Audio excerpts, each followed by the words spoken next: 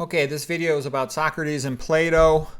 Academic heroes number 12 and 13. Socrates lived from 470 to 399 BC, is the great hero of philosophy, the martyr of philosophy, the saint of philosophy, and Cicero, the greatest of the Romans, who really admired Socrates, said this of him: Socrates is the wisest and most upright of all men. Socrates has called philosophy down from the heavens and made it useful to the common man. Okay, then Arthur Herman, he lived from 1956 onwards to current. He wrote this great book called The Light in the Cave. I think it's the best philosophy book ever written. I've read a lot of them. There's other great ones, of course. But anyways, here's what Arthur Herman said about it. He said, Cicero saw Plato and Aristotle as the twin fountainheads of Western reason, intellectual co-equals who sum up the entire scope of human knowledge at that time. And they're really almost like opposites. Aristotle is like pro-individualism, the individual thinking man, versus Plato is more, humans are subjects ruled by philosopher, guardian kings. So Aristotle has much more sort of respect for the educated individual than does Plato in general. Socrates is most famous for the Socratic method of teaching, Socratic questioning, which is a great way to teach because it gets you to pay attention and be alert. And a little bit of stress is good. Excess stress, not good. But a little bit of stress, it's part of just being awake and alert. So he asks you a question, helps you to remember the question better. The Socratic method of progressive questioning to work to the truth, that's really how you get to the truth about complex things. So it's a great approach to learning. And the Greeks were famous for that, the ancient Greeks, with being able to encourage an open debate on a wide variety of subjects, because a lot of the ancient world was not like that. Many countries were these big flat countries, and there would be a tyrant who would just control everyone and not allow them to have individual opinions on anything controversial. Versus the Greeks had a whole bunch of hilly and mountainous and coastal areas and different islands and stuff, and it led to a whole bunch of separate individualistic populations that led to more free speech between them. Okay, so some quotes by Socrates. Useful knowledge helps us to live a better life. Go wherever the facts lead. The highest wisdom consists in distinguishing good and bad. That's an important point. People should be allowed to have an opinion and not just then, yelled at if they don't agree with whoever has the social or political power of the moment, because that's how you get to the truth. A lot of times the truth is not going to be popular. Okay, Socrates continues, no one can transfer knowledge directly to a student. The most that can be done is to encourage the student to think by asking them questions and so cause the student to learn the material for themselves. The purpose of philosophy is to determine how we ought to live. In order to decide how to live well, we should try to learn what is good for us and what is bad for us. And that's simple, but it's actually profound in the sense that you think about a modern medical student, they study all this irrelevant minutia about diseases they're never going to see in their life, but then you ask them basic questions, what is the difference between a starch and a simple sugar, and a lot of other basic questions, they won't know anything about what you're talking about.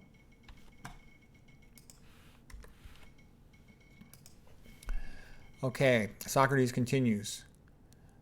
Whether a man marries or not, in either case, he will regret it. If he gets a good wife, he'll be happy. If he gets a bad one, he'll become a philosopher.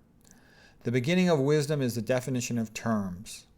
The fastest path to glory is to strive to become what you wish to be.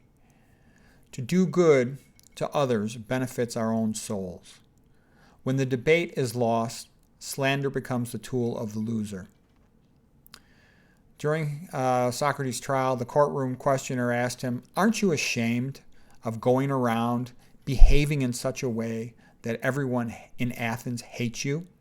Socrates replies, no, I am on a mission from God to follow the truth.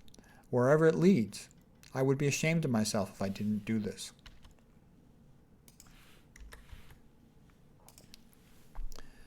Okay, now some critics of Socrates and Plato. Nietzsche hated Socrates and Plato. He felt that they pulled men into other worlds rather than getting men to pay attention to this world, what was going on right in front of them. Nietzsche preferred men in the old style of Greek, the idiot and the oddity, And he considered himself a Dionysian in a sense. Dionysian, the god of wine and theater and revelry and a little bit of wild craziness.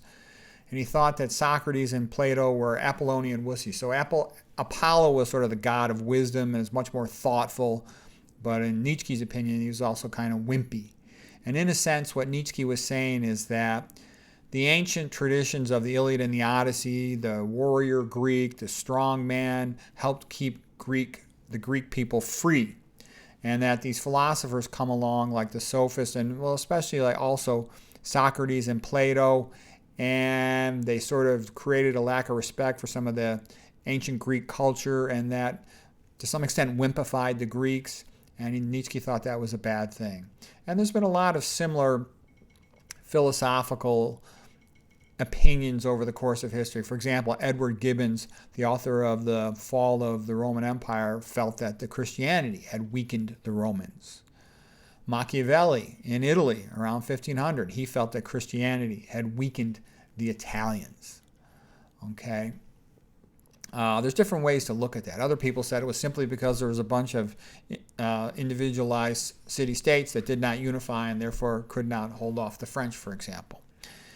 Aristophanes, a contemporary of Socrates, felt that Socrates was just another sophist and destructive, that his philosophical questioning had led to a lack of respect for tradition, for the gods, a loss of faith amongst the people, and that this led to a loss of unity in society. Aristophanes wrote a play about Socrates called The Clouds, which mocked Socrates as sort of a corrupter of youth, and that later contributed to some of the negative opinions against him in his trial in 399 BC. Okay, Will Durant's quote, "Greek philosophy destroyed the Greek religion, which had formed the moral strength of ancient Greece." Then he goes on, Plato's perspective was mystical, Aristotle's perspective was medical. Okay, but Will Durant's famous philosopher from America, he lived from 1885 to 1981. Then the next person was a very brilliant Edward de Bono, MD, PhD. He lived from 1933 to 1921. And he called Socrates, Plato, and Aristotle the Greek gang of three. He felt they overly dominated philosophy. De Bono said that they overemphasized critical thinking, that they're very good at tearing something down, but they really didn't do as much creative thinking as you would hope. And he felt that their style of thinking was good for criticizing something and poking holes in it, but it didn't really come up with that many new ideas. And De Bono said that this overemphasis on critical thinking to criticize something was used by the Catholic Church to refute heretics, but that it set back thinking in the West for hundreds of years because it didn't appreciate, respect, acknowledge enough creative thinking, coming up with positive solutions to make things better. And, okay, we'll go with that. We'll go to the next slide here. Okay, some more critics of Socrates. And whenever you study a subject, you should always look at both points of view because that's where you end up figuring out what you think is correct for yourself. Robert Pirsig, he wrote the incredible book Zen and the Art of Motorcycle Maintenance. Pirsig lived from 1928 to 2017, and he thought that Socrates and Plato were kind of hypocrites, that they themselves were trying to use the best possible rhetoric, stylish ways of speaking to make their own arguments more persuasive.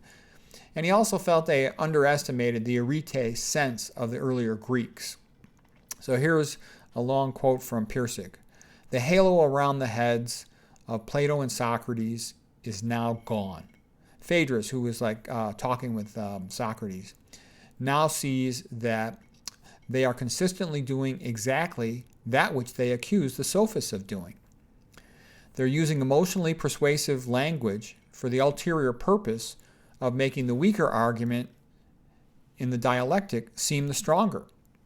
Socrates was not using dialectic to understand rhetoric. He was using it to destroy rhetoric, or at least to bring rhetoric into disrepute. And so his questions were not really true questions at all. They were just word traps in which Gorgias was known as the sophist philosopher, and his fellow rhetoricians would fall into.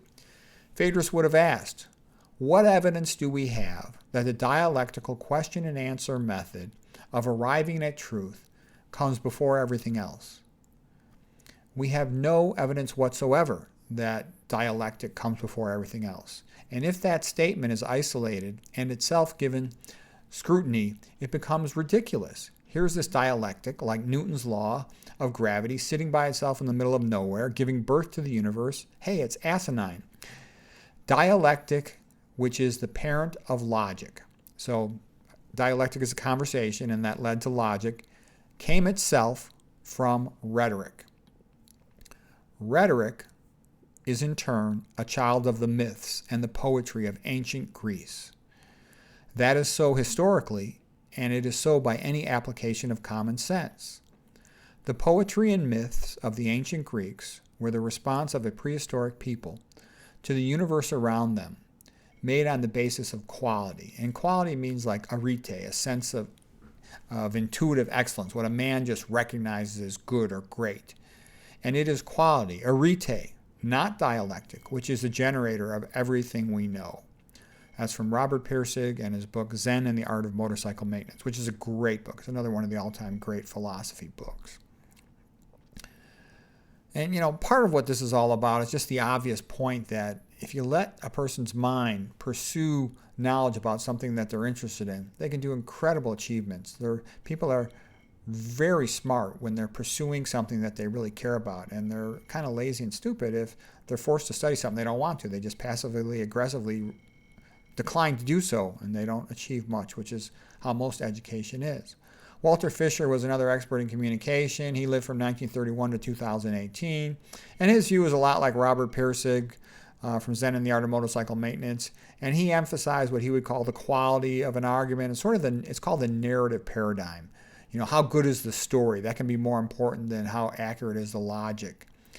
Okay, so Walter Fisher believed that Plato and Aristotle overemphasized a rational world paradigm, that people were logical and rational and you could just have a conversation based on logic. Some of that comes from basically Plato and Aristotle and Socrates. They were just talking to other Greek aristocrats primarily, so other people of similar social status and similar educations. Versus what Walter Fisher is saying is a lot of times that's not the case. And it's also quite often that the narrative, the emotional content of the story becomes more persuasive than the argument. A good story can be more persuasive than a good logical argument.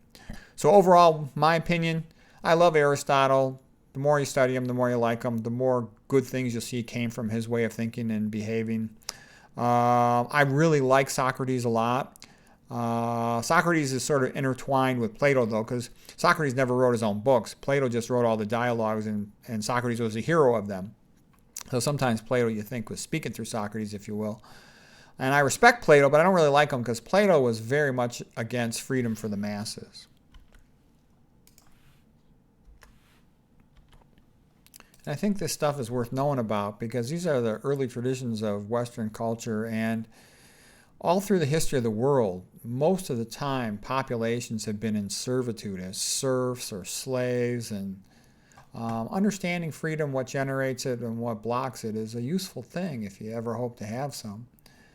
Okay, continuing now. In 399 BC, Socrates was convicted of disrespecting the gods and corrupting the youth. Plato, who lived from 428 to 347 BC, was a student of Socrates, and Plato considered Socrates the wisest, most noble man in all of Athens. Plato was saddened by the death of Socrates, and he says, what kind of a society would kill its wisest and most noble man? That actually happens a lot in societies, unfortunately. Plato was embittered by the loss of Athens to Sparta. In the Peloponnesian War, the Athenians, they did a whole bunch of stupid things like the way they treated Alcibiades. But Plato also had been harshly treated by King of Sicily, King Dionysius, who he had went and worked with and who he had hoped would be guided by his views but was not. Plato also was a bit of a frustrated playwright. And so anyways, Plato wanted to write a book. He wrote a book about how to create an ideal society, one that would honor a man like Socrates. And he felt that, in his opinion, the wisest men were the philosophers like him, so the philosophers should be kings, and they would be called the philosopher kings or guardians. And his greatest book, Plato's Republic. Because Sparta had won the war, the Peloponnesian, over Athens, Plato had more admiration for their society than one would expect for an educated man. Plato's most famous for his writing style, and this is the thing I like best about Plato, the dialectic. So there'd be a whole bunch of persons having a conversation, and the great thing about that is you can hear all these different opinions on a subject. And in another way, that's also a form of what is called esoteric writing. So eso means to be inside of, like an insider group, an inside joke. It's understandable only to a select audience. It can also mean esoteric, something's overly detailed and difficult to read. It can also mean like a cuttlefish. It sprays ink all over the place, if you will, to hide its true meaning. Versus the other type of writing, the typical thing, what we're used to, is so-called exoteric. So exo means on the outside or the outer, and that's to speak openly. So what I'm basically saying is Plato would hide his own opinions, and that's esoteric writing, by having one of the persons in the dialogue amongst many give an opinion. So you wouldn't know exactly what Plato's opinion was quite often. You would just hear the different opinions spoken. And there's some benefits to that. You get to hear all the different opinions without being pressured to commit to any one of them early on. So you can figure out for yourself what you believe. And it's a great way to write. It can also be very entertaining. In a lot of my books, I'll do that trick too. I'll have a whole bunch of different historical figures all debating a subject, and I think that helps get all points of view shown. Plato wanted a new type of hero for Athens, an intellectual hero like Socrates, rather than what he saw as the overly violent and physical men of the past, the Iliad and the Odyssey.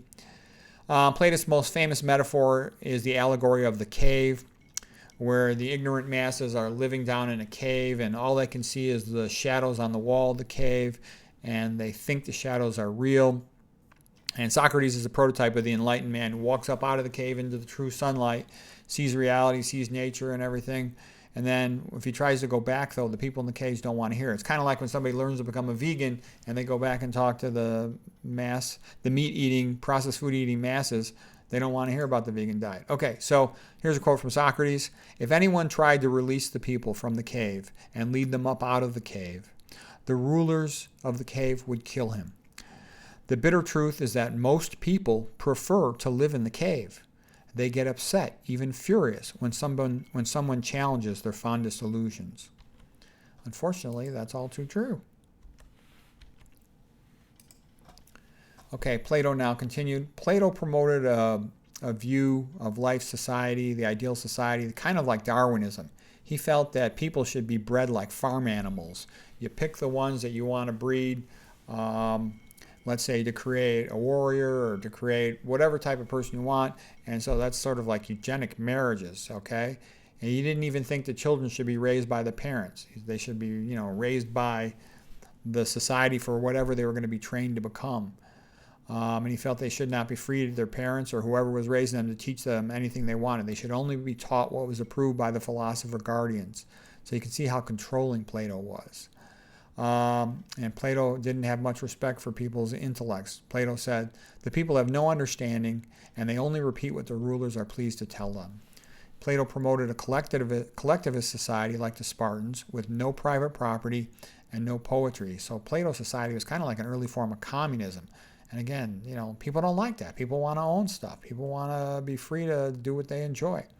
Aristotle promoted individualism, and the tradition following Aristotle is one of individualism and creative thought, versus the tradition of Plato is largely one of control and things like that. Plato did say some good things. The noblest of all studies is what a man is, what his life should be.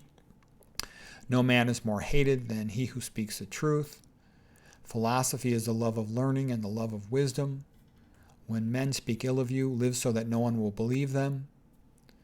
And then, I like what he says about child education. Knowledge that is acquired under compulsion obtains no hold on the mind. Yeah, if the kid's forced to learn something, they're not going to remember it or care about it. Necessity is the mother of invention. When you read these ancient Greeks, their philosophers and their quotes and stuff, you see so much modern stuff that they were the original source of it.